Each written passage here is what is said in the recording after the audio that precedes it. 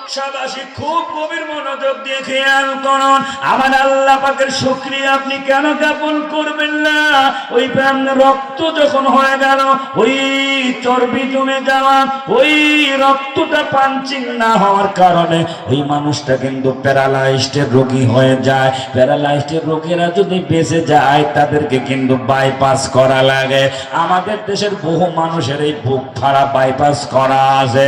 Bypass করতে গেলে ছাগলের রোগ দিয়ে হবে না, বাইপাস করতে গেলে গরুর রোগ দিয়ে হবে না।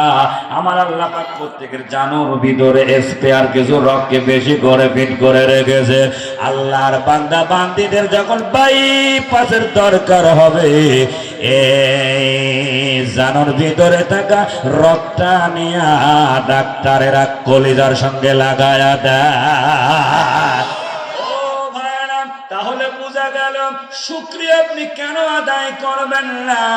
আমরা যখন মায়ের পেটে ছিলাম কেউ আমাদের খাবারের চিন্তা করলো না, ডাক্তার চিন্তা করলো না, কিন্তু মহান আল্লাহ পাক কিভাবে আমাদেরকে খাওয়ালে এই মুখ দিয়ে এখন বলে আল্লাহ নাই। নাউজুবিল্লাহ।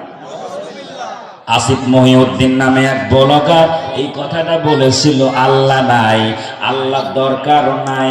আমি ওই সময় আওয়ামী লীগ সরকার ক্ষমতায়, আমি বলেছিলাম ও আসিফ মহিউদ্দিন, এই বাংলাদেশের 68,000 গ্রাম বাংলা, 56,000 বর্গ মাইলে তুমি যেখানে থাকো না কেন, সময় একটু খারাপ যাচ্ছে, তাই সময়টা আমাদের অনুকূলে আসলে তোর মতো শয়তানকে লাথি মারতে মারতে বঙ্গোপসাগরে ইমানদারেরা ফেলবে। জোরে বলেন ঠিক কিনা?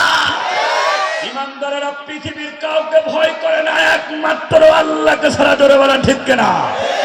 এই 68,000 গ্রাম বাংলায় কোন নাস্তিকের জায়গা হবে না, ঠিক কিনা?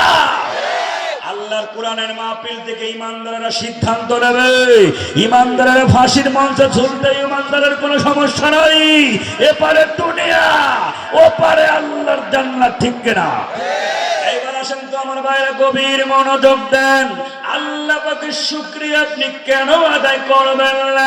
আমার আল্লাহ মায়ের পিঠের ভিতরে আমাদেরকে খাওয়ালেন, ওই মায়ের নাভির সঙ্গে আমার নাভি, আমাদের নাভির তারটাকে জোড়া লাগায়া মায়ের মাসিক অসুখকে বন্ধ করে দিয়া 10 মাস 10 দিন আল্লাহ পাক মায়ের পেটে আমাদেরকে খাওয়ালেন। জোরে কোন সে আল্লাহ আছে না? না।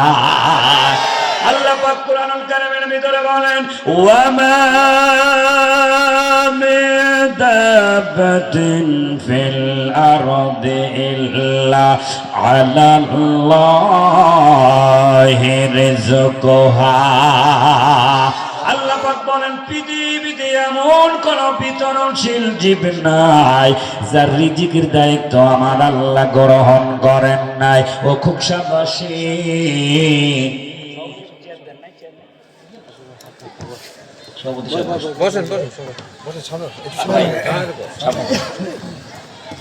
আজকের মাহফিলের সভাপতি আমার বন্ধুবর ভাইজান মোহাম্মদ আল আমিন সাহেব, বলেন আলহামদুলিল্লাহ।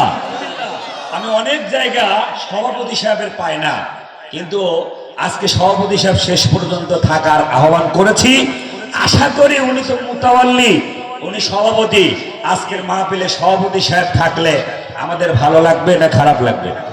বন্ধুগণ আমার খেয়াল করুন, গল্প করতে গেলে আমার সময় নাই, অল্প সময় দিয়েছে, বেশি কথা বলতে পারবো না, এই জন্য আমি অন্য লাইনে যাব না। আমি আপনাদেরকে বলতে চাচ্ছি সেটা হলো আল্লাহ পাক রিজিকের মালিক তাহলে।